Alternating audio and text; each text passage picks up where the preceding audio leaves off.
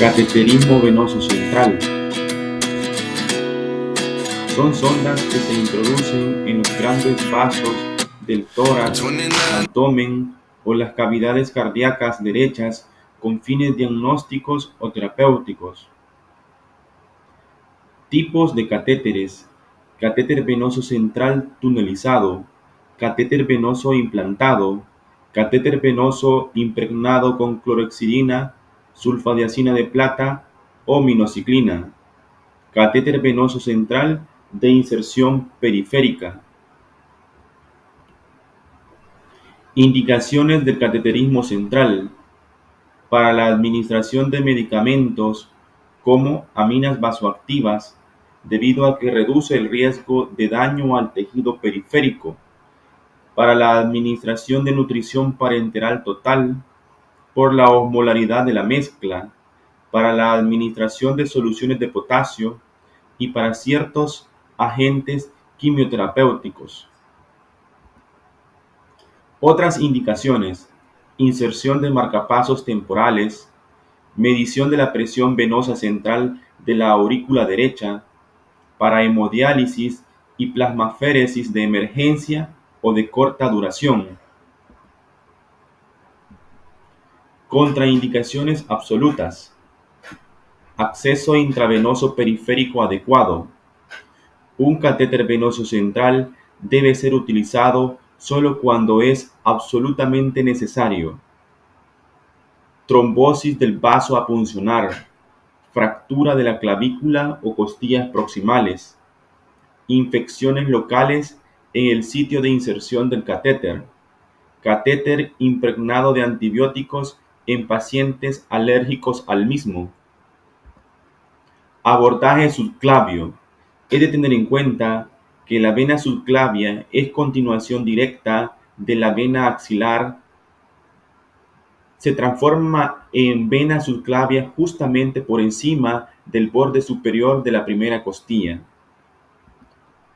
Las desventajas del enfoque subclavio: mayor riesgo de neumotórax, relativamente inaccesible durante la reanimación cardiopulmonar, no compresible si se forma un hematoma. Técnica de Sellinger modificada, descrita en 1953 por Sellinger, y consiste en la introducción de una guía metálica al sistema venoso a través de la cual se introduce el catéter. Dato importante: antes de proceder, se debe explicar al paciente el procedimiento que se realizará y las complicaciones asociadas a este, obteniendo la firma de un consentimiento informado, lo cual no aplica en situaciones de emergencia. Técnica de Sellinger modificada. Los principales pasos son: inserción de una aguja introductora en el vaso, inserción de la guía a través de la aguja introductora en el vaso, extracción de la aguja con la guía dejada en el vaso, inserción de un dilatador sobre la guía para crear un paso despejado para el catéter, extracción del dilatador, avance del catéter sobre la guía, preparación y posicionamiento del paciente. Levante la cama a una altura cómoda para usted. Coloque al paciente en decúbito supino o en posición de Trendelenburg. Mantenga el brazo del paciente aducido y la cabeza neutral. Haga una inspección preliminar no estéril. Puntos de reparo. Puntos de reparo. El principal punto de reparo es el hueco supraesternal, teniendo en cuenta que vamos a puncionar en la unión de los dos tercios proximales con el tercio distal. Está marcado el punto de inserción aproximado con la X.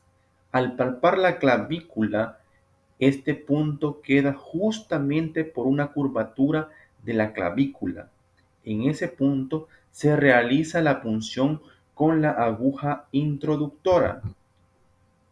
Aproximadamente 1 a 2 centímetros abajo del borde inferior de la clavícula con el bisel hacia abajo, se dirige justamente por debajo de la clavícula hacia la escotadura esternal.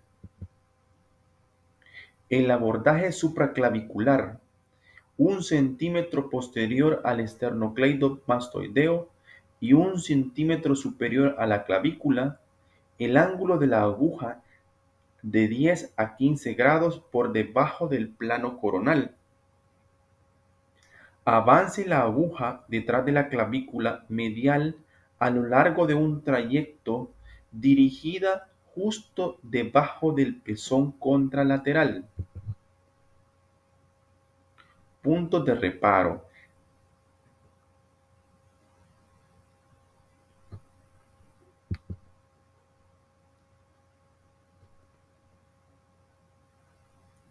Un centímetro superior a la clavícula y 1 centímetro superior al músculo esternocleidomastoideo. Ahí se realiza la punción con el bisel dirigido hacia abajo con un ángulo de 10 a 15 grados en dirección de la tetilla contralateral. Asepsia de la zona e instalación del campo quirúrgico. El equipo básico para el procedimiento: el catéter venoso central, la guía metálica, el dilatador, el bisturí, la lidocaína y las distintas jeringas con sus respectivas agujas.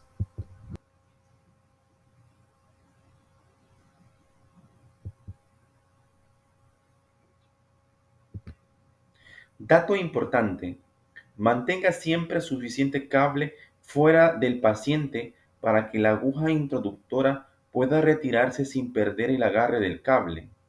En general, no se debe insertar más de 15 centímetros de alambre porque la aurícula derecha está en promedio de 10 a 15 centímetros de la vena subclavia. Si la guía no pasa con relativa facilidad, deténgase y vuelva a verificar el flujo sanguíneo con la jeringa, pero nunca fuerce la guía. ¿Qué pasa si podemos soltar la guía? El paciente terminaría en una exploración vascular, como en el caso del paciente de esta radiografía. Se introduce el catéter central por la guía metálica en los casos de punción del lado derecho con una longitud de 14 a 15 centímetros y en el caso del lado izquierdo entre 19 a 21 centímetros. Conecte la venoclisis en uno de los lúmenes del catéter central, corroborando su permeabilidad y la presencia de retorno venoso, como en el caso de la imagen que se presenta. Se coloca el tegader y se rotula el mismo con la fecha de colocación y el nombre del médico que la colocó. Se solicita control radiológico para corroborar la localización en la aurícula derecha del catéter central. El abordaje yugular: si existe precaución sobre la posibilidad de una complicación hemorrágica, la vía debe colocarse en un lugar que permita la compresión sencilla. Hay que tener en cuenta contraindicaciones: distorsión de la anatomía del cuello, pacientes con enfisema subcutáneo, hematoma del cuello u otras distorsiones se deben tener en cuenta para una vía subclavia o femoral. Lesiones conocidas o sospechosas de la columna cervical, ya que el abordaje yugular requiere rotación del cuello. Inserte la aguja en el ápice del ángulo formado por las dos cabezas del esternocleidomastoideo, lateral a la pulsación de la arteria carótida. Dirija la aguja hacia el pezón ipsilateral. La sangre generalmente se aspira dentro de los 2.5 centímetros de la inserción. La vena yugular interna no es visible ni palpable y la comprensión profunda de su anatomía es crucial para el éxito del procedimiento. La yugular interna siempre se encuentra anterior y medial a la arteria carótida, por lo que la palpación de la arteria carótida es crucial para ubicar la vena. Agarre el conector con su mano no dominante y separe la jeringa con su mano dominante, teniendo cuidado de no hacer avanzar o retirar la aguja. Ocluya el centro de la aguja para prevenir una embolia gaseosa. Recuerde nunca soltar el alambre durante el cateterismo. Utilice el pulgar de su mano dominante para hacer avanzar suavemente el cable dentro del vaso. Mientras sostiene las puntas del alambre, haga avanzar el dilatador. Durante este proceso es esencial mantener el control del alambre.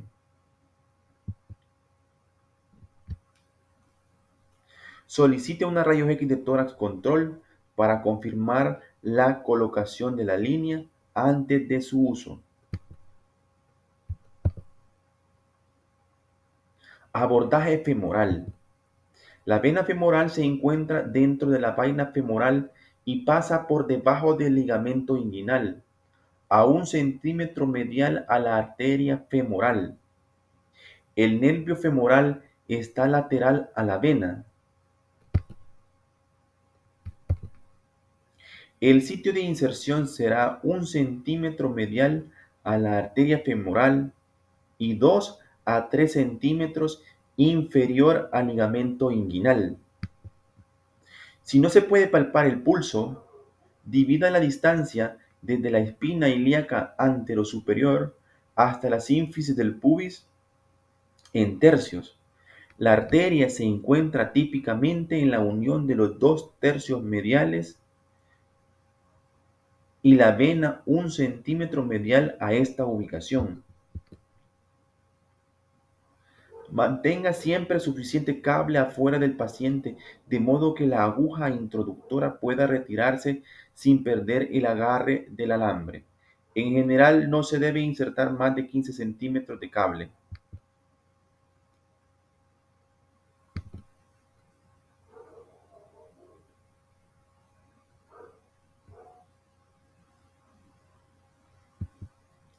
Las complicaciones: neumotórax, punción arterial, que formará un hematoma, daño a la vena, embolia de aire, extravío del catéter, arritmias o perforación auricular, daño a los nervios, trombosis.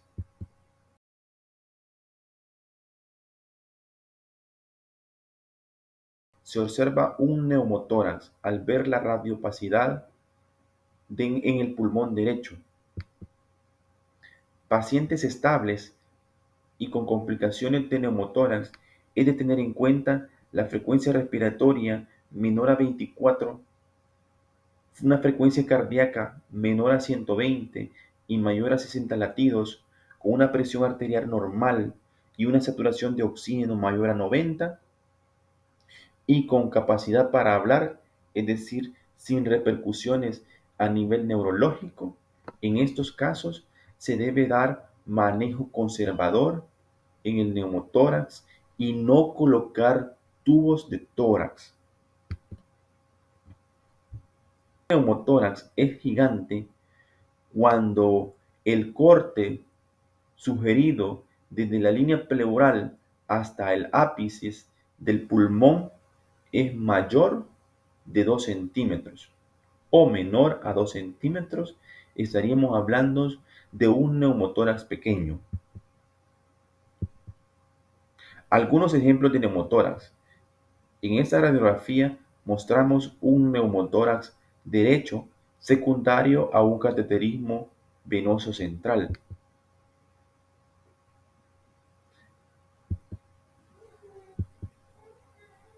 hidroneumotórax.